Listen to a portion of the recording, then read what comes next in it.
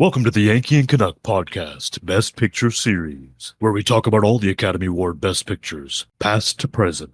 And I'm your host, a Yankee. And I'm your host, a Canuck. And today we're going to be talking about My Fair Lady. This is a 1964 film. It won Best Picture in the 37th Academy Award ceremony and a couple other things too. Best Director, Best Actor, Best Art Direction, Best Cinematography, Best Costume Design, Scoring, and Sound.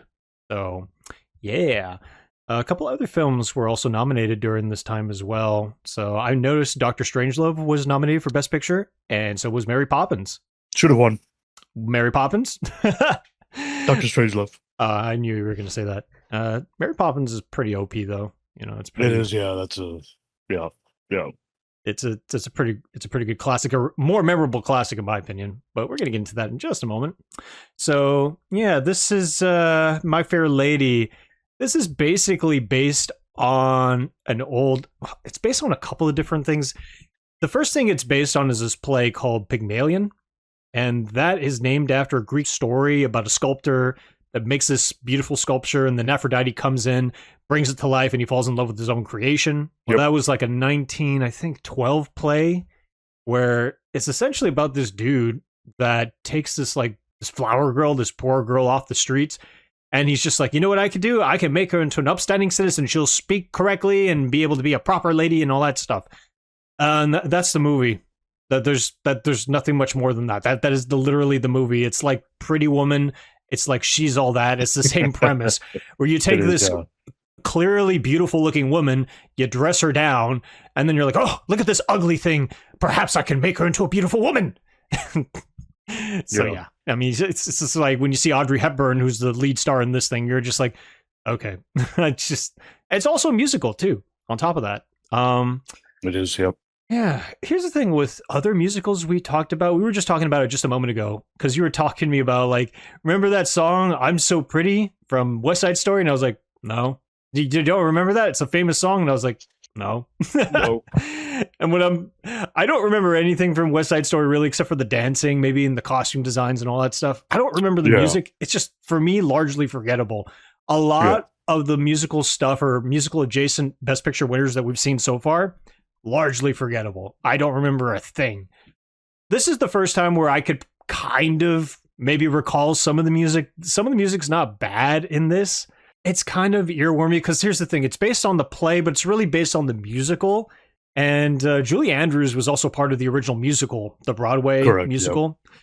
And she almost became the character in this one. What's the character's name in this thing? Her name is Doolittle, Eliza Doolittle. Eliza Doolittle, yeah. Yeah, she was almost Eliza Doolittle in this film adaptation as well. She didn't get it. Her reasoning, according to Julie Andrews, when she was asked, was like, well, that's because I wasn't a big star. You know, I was a nobody. Yeah, sure, I was big on Broadway, but I wasn't a big Hollywood star. They needed a big Hollywood person, hence Audrey Hepburn, right? Audrey Hepburn, yeah. Who was already big because of Roman Holiday and all that stuff, years prior. So, of course, she became a big star literally the same year. The same year because of Mary Poppins, The Sound of Music, which we're going to be covering next, actually. Exactly, yeah. I heard that it was also because Jack Warner himself didn't want her and wanted Audrey Hepburn, partly because she was a star already. Apparently, at the award ceremony when Julie Andrews won, she actually thanked Jack Warner for not giving her the job because that allowed her to take the role of Mary Poppins and win Best Actress Award. There you go. Yeah. So she had the last laugh. Really, which is impressive because Audrey Hepburn was not nominated for Best Actress in this thing. Yeah, she acted. She didn't do any singing, so that's probably part of the thing. That's another interesting thing about this film, too, is that all the singing parts pretty much were dubbed over by someone else because apparently Audrey Hepburn was coached into singing, she got singing lessons and stuff like that.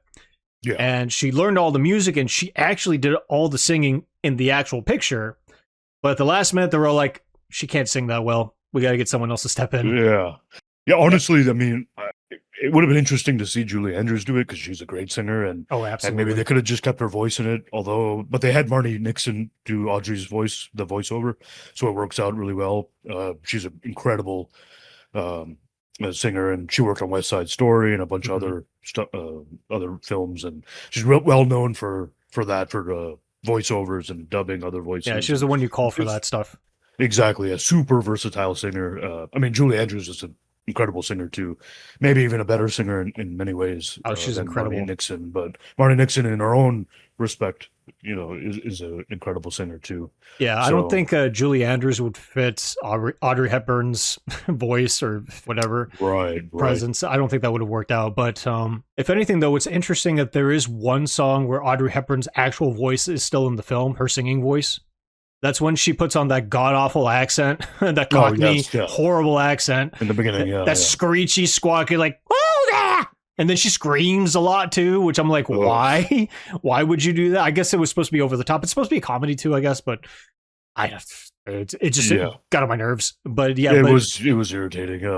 Before she early on, and but before she loses that accent, she sings this song and she's like on the wheelbarrow and all that stuff, and like going up and down. And that's one of the only times, probably the only time you actually get to hear her real singing voice. Funnily enough, though, the singing tracks were lost until around the 90s, 2000s era, where they were unearthed and people actually stitched them together. And they put the stuff that was she was dubbed over on, they put her actual singing voice back in it. And actually, here's the thing. She's not a bad singer. The problem is, I think when they asked her at the premiere too, she's like, I'm not a soprano. That's why they did what they did. I can't hit those high notes. And when you hear it, it's just like, yeah, she really could not hit those high notes. That being said, she was not a bad singer. I think because of the type of song she had to sing, it just wasn't going to work out. Yeah, it is what it is. I think she was pretty upset, obviously. I can understand. Yeah, understandably that they took her voice out of the songs and did a voiceover on it, but I think it was out of necessity and it makes sense. But I think she was on record saying if she knew they were going to do that, she wouldn't have taken the role in the first place. Oh yeah. So I wouldn't blame her too much, but other than the whole singing debacle and her terrible accent debacle, she's really, really good in this. I really enjoyed having every time she's on screen. I just can't help but just watching her do stuff. She just. Again, I've said this before in other films too, where they're just certain actors that have the it factor. I said that about Clark Gable. I said that about Marlon Brando. She's just one of those people. And that's why she's still renowned as one of the greatest actors in Hollywood in the golden era, especially. She just has that radiance about her. And also there's an earnestness to her performances. Like you believe everything that comes out of her, Yeah. And it looks like she's having fun too. Whenever I see her, and obviously she's lovely, and so it's just absolutely, she's all those things. Yeah, even the comedy stuff. Personally, I didn't think it was that funny, but my girlfriend thought it was very funny. So I was just like, well, this is kind of a chick flick, so maybe that's there were a few parts in that movie that were hilarious. There was one scene I'll go into a little bit later that was hilarious. That was the only time in the movie I really laughed out loud. A couple other parts were very funny too, but. Yeah, I mean, I could see that it was trying to be an all-out comedy at times, but Audrey at some points was just too much, I feel. Definitely, yeah. I would say there was 3 scenes that I found funny, and one of those scenes was hilarious. That's the best way to put it. Yeah, but like I said, there's not much to the story. I mean, the whole story is just about this dude. Like, that's the play, too. There's not much to talk about the play. The play is about 100 pages, and honestly, I remember reading this thing, and I got to the end of it, and I was like, the characters didn't learn anything. I don't know. There's no morality tale here. It's just like 2 going at it back and forth. That's how it read to me all the way to the end. And in watching the movie, it's the same thing. It's pretty much the same thing. Exactly. Yeah. I mean, right off the bat, Professor Henry Higgins, right? That's his name. Played by Rex Harrison. I mean, he was in the play too, the original Broadway play. Correct. Yeah. So the guy is an just really harsh. In the beginning of the film, he literally says something like she shouldn't live and she should be hung because of how she speaks. How she speaks English and her attitude. I'm like, what? Like she needs to die? Oh my god. Yeah. Are you serious, bro? Like, I mean, yeah, look, it's irritating, and her voice is. It's not even just a Cockney accent. It's like a super cartoonishly. It's over the top. Over the top. You should have just put Dick Van Dyke in there too. He would have fit in just fine with his terrible Cockney accent. So I mean, he says a bunch of stuff in the movie that I'm like, and his whole, the whole thing about English and everyone needs to speak it this way and this is the proper way. And I'm like, look, man, like your country conquered the whole world and forced English on all these people to learn, and but that's not enough. You're upset with how people speak it, the manner they speak it too. Yeah. Like, man, what the hell? It's like, you already got it all, man. What more do you need? Everything. Like, okay. He Just says a like- lot of weird stuff in the movie too, like even in some of his songs and stuff. Like he said, something along the lines of he'll never let a woman in his life. I'm like, what? Okay. I Someone's was in like, the closet. I'm like, you're the one who needs help, man, not her. Yeah, no kidding, right? Like, it's yeah, but like, that's the whole premise. There's a side plot too where Yeah.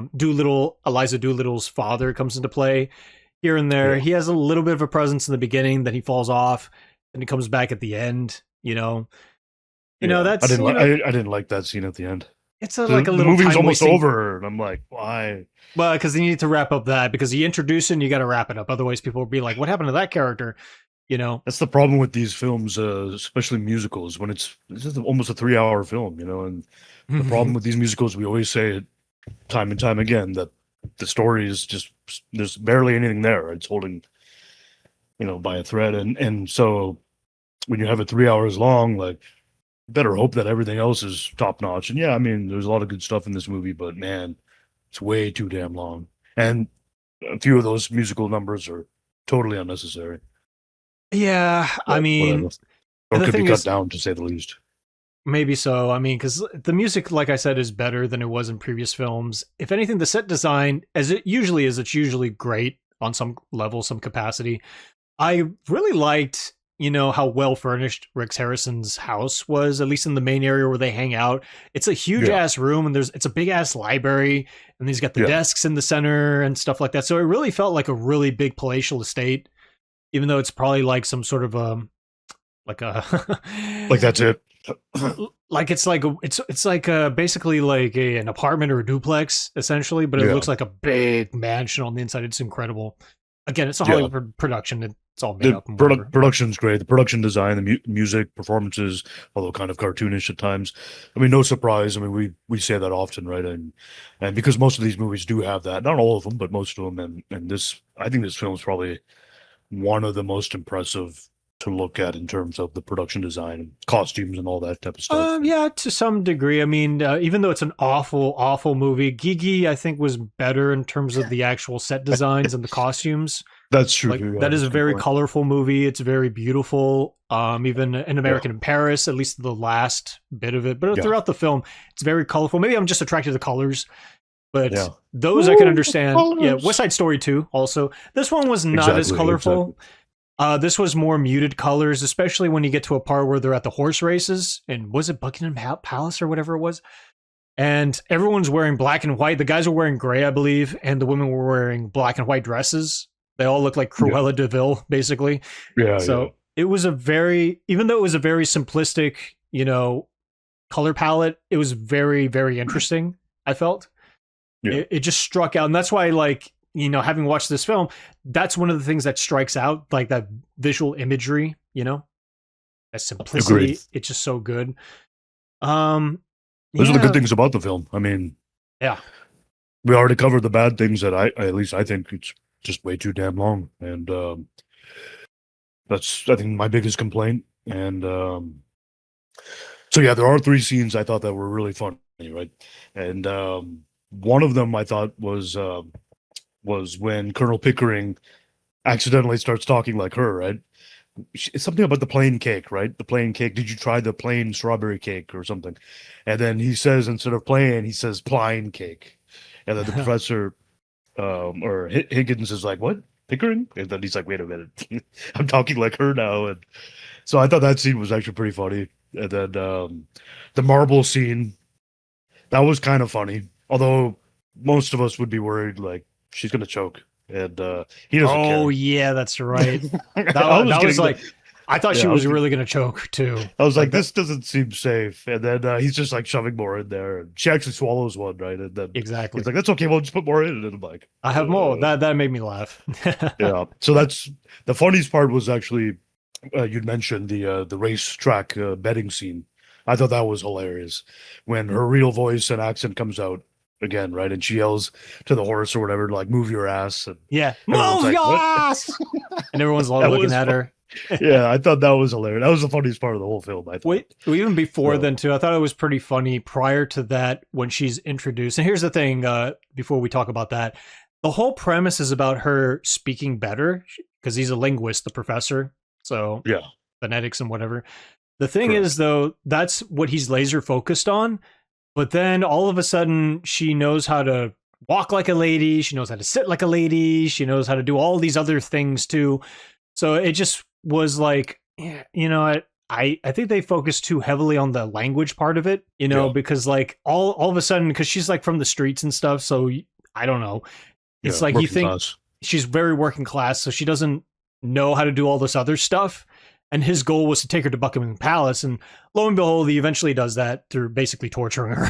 and Yeah, then yeah, and then when basically. she's first brought in, she's all prim, proper, and just walking. She sits down. He tells her to sit down. She sits down, and then she starts talking, and then she starts talking about all this weird stuff, and starts Exactly, freaking out yeah. everyone around her. The context is the issue. Like, she has the mannerism and the accent down because of being tortured into doing it right, basically, right? So, but Mhm. then the context of what she's saying and some of the slang and things like that shows that she's still out of place, obviously. And some Yeah. people are really confused, like, what does that mean? What does that mean? What is that term? And Yeah, it's like that is so, way out of line. But then, of course, yeah. this is one dude who's like super in love with her. He comes in like a couple times in the film, but he doesn't have a really strong presence. But Oh yeah, right, right. I forgot his name. I forgot his name too. Freddie, maybe, or something like that. I don't I remember. don't really remember. I just remember the one singing scene he has. I thought was really creepy. He's like, I'm on your street. I'm at your house. I'm on your stairs. I'm looking in your window. Yeah, Okay, he didn't exactly say that, but more or less he might as well have. Yes. it was something along those lines. And I was like, this is creepy, man. Like, you Yeah, I stalking her, know. bro, or what? Yeah, I know. That could have been something. I felt like for the story to be better, I think they should have played up those moments where the professor, he's a bit of a prick, but then Yeah, he he is. softens his demeanor, he softens his, teaching skills. He ends up having a fondness towards her, but then he's like, "Well, you're just my student. I can't fall in love with you or whatever." But then this dude Yeah, comes in, the young dude. Just get rid of him being super extra and following her like a stalker. But just being like, he's interested in her, and then you have an interesting little yeah, love triangle happening, and then it ends with her being like, "Oh, I like you, Professor, but I also like this guy." It's typical, but it would have actually added more to the story, I feel, in my opinion. Because without that stuff, it's just some young stalker guy that comes in and out randomly, and then you have this yeah. professor who's a prick to her until the very end, and then all of a sudden everything's patched up at the very last second. It's just really weird how it ends. Yeah, I didn't really care for the ending, to be honest. Yeah, In and terms of a here's story, like, this is not a good ending. no, and here's the thing: in the play, that's not how it ends. In the play, they have Oh, a big fight, and then she's like, "You know what? I'm gonna leave. Screw you." Basically, is what she says. And then at the end, he's just like, "Well, fine, nice. go. Yeah, Good for her. Good I'm for her. I'm better off. Okay. I'm alone anyway." And that's essentially, and that's how the movie ends. But that's how exactly the play ends. There's no happy Okay. ending at all. It's just like he's an asshole. The end. That's the whole thing. But it's a Yeah. Hollywood movie, so they were like, "Well, we can't have that. The test audiences will be very upset." Put in a thing where she Of comes course. back, Yeah. and then he's like, "Come on, bitch, fetch me my slippers." And the end. Yeah. Yeah. I'm like, okay, that's not so much better. If I'm, it's just like you can't just tack that on and just be like, all right, everything's great now. It's just like, no, that's a process. It's the journey of getting there is what's Exactly. important. It's just Yeah, I like, think when you said that the other version, the play, that's how it should have been, because that fits in line with his character. Like, yeah, he's an ass, and he's not yeah, gonna just flip a switch and he's like, oh, I love you, and like, mhm. he's to the Yeah, core. I think he's just an ass to the bone. yeah. I mean, but this is like the stereotypical example of a Hollywood meddling. You know what I mean? We need the Hollywood Yeah, ending, and it's just like, okay. yeah, Another thing I forgot to touch on is because we mentioned it already, sort of the torturing aspect. There is a funny thing where he's got like the gramophone, that old school, like, yeah, record player and whatever with that big ass funnel of sound that comes out. And like he uses that to like study, grammar and things of that nature, how people speak, especially her when she comes in the picture. yep, And when she comes in, there's a scene where she's on a chair and she's forced to say recite the alphabet, but she's at that point only saying A. She's like A. Yeah. And she's been doing that for hours Over apparently. And I'm like, yeah. I was like, bro, that is psychological torture. It's also like if you can't get A down, I think you should just give up. I know. It's over. She's gonna make her a serial killer, dude. She's gonna kill you and burn your house like, down. I mean, it was. It reminded me of Clockwork Orange. Oh, right. This is the same thing. That's a good one. Yeah. Oh man, but Of course, Kubrick would take something like that and make it darker. oh, much darker. Yes, it would have been way more entertaining if he got his hands on it. No singing, none of that. Yeah. Or maybe he would have kept the singing in. Who knows? I don't know. But yeah, but other than that, I mean, compared to the other films that we've seen in this particular genre, whether it be comedy or musical, both, is it too long? Yes. Is the overall story crap? Yeah, kind of. Is it a bad movie? In my opinion, not really. It's watchable. You know, It's a good movie. I thought, yeah. it's fine. There are funny parts in it. The Audrey Hepburn's amazing. Rex Harrison's great. The rest of the cast is pretty good for what they are given. The music is not terrible. It's not torturous. It's actually pretty good. It's not like one of those movies like Around the World in 80 Days where there's just like, and I'm going in and singing the song. When I'm talking, I sound like I'm talking, but I'm really, it's just like... Although, to be fair, Rex Harrison, when he sings, he is talking. He's not actually singing. I think that's just because he can't sing. Like, that's a fair point. So his song sucked as a result. Yeah, but, I just don't understand how he won Best Actor when, so many people that year. I think Peter O'Toole, Anthony Quinn, George C. Scott in Doctor Strangelove, and of course Peter Sellers should have won, in my opinion. Yeah, well, it was just Peter Sellers that was nominated for Best Actor. Oh, okay. Yeah, I don't that year. Yeah, I don't think George... there must have been other. No, not he wasn't the only one. But you mentioned George C. Scott. He's in the movie Strangelove, but he wasn't nominated. He should have been nominated. Oh, should have been. In that. Yeah. He probably should have. Peter O'Toole and Anthony Quinn were for other films. Yeah, they were. No, you're right. And you're right about the other ones. Yeah. Yeah. So I mean, I think it is what it is. But I'm biased a little bit because big fan of Doctor Strangelove, and that's a superior film. But I mean, this film and that film are both timeless classics. There's no doubt about it. So yeah, I mean, I don't know. But I would say My Fair Lady is a good film, whereas Doctor Strangelove is a great film. That's what I think. Yeah, Doctor Strangelove is pretty good. I feel like Mary Poppins was way more deserving. If we're talking about like Best Picture stuff, I mean, yeah, Strangelove maybe perhaps should have gotten it, but Mary Poppins definitely should have gotten it. Here's the thing: Mary Poppins is a better story. It's got way better music. Julie Andrews, Audrey Hepburn's amazing. Julie Andrews is just something special as Mary Poppins. That is just level, that's like Heath Ledger as the Joker. It's just like it's one of those once in a lifetime kind of things where the character and the actor just blend in so perfectly. You just can't think of anyone else. You know what I mean? So I feel like, that would have been better. My Fair Lady, of course, won, and it's just like, given the other Best Picture winners, it's not that bad. I mean, worse pictures have won that award, honestly, but should have it won this award? No, I don't think. I think not. No, I don't think so. Yeah. What's interesting though? One thing I wanted to make a note. Her name is Eliza Doolittle in the film, right? Yeah. Rex Harrison, who plays the Professor Higgins, he ends up playing Dr. Doolittle a few years later in Dr. Doolittle. the classic one, right? The one. Yeah, I walk with the animals, all that stuff. Yeah. So a few years later, he's actually playing Doolittle. That's pretty funny. Strange man, coincidence, but that's interesting. Well, let's get into ratings, I guess. So overall, honestly, man, this is almost a 7 for me because there were times where it was pretty enjoyable. I feel like overall 6.5 because, again, as I mentioned before in other films, I think like the last one, its length, it's too long. It should not be nearly 3 hours long. There's even intermission and stuff. It's just like, no. So 6.5 is my final rating. Yeah, I'm actually pretty close to that. I'm going to give it a 7. Same thing, too damn long. story, very limited story. But obviously, we named so many good things about it: the music, the production, all that, performances, and so forth.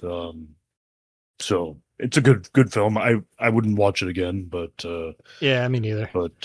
yeah, mainly just too long, and a few of the songs seem unnecessary, especially her father's song towards the end.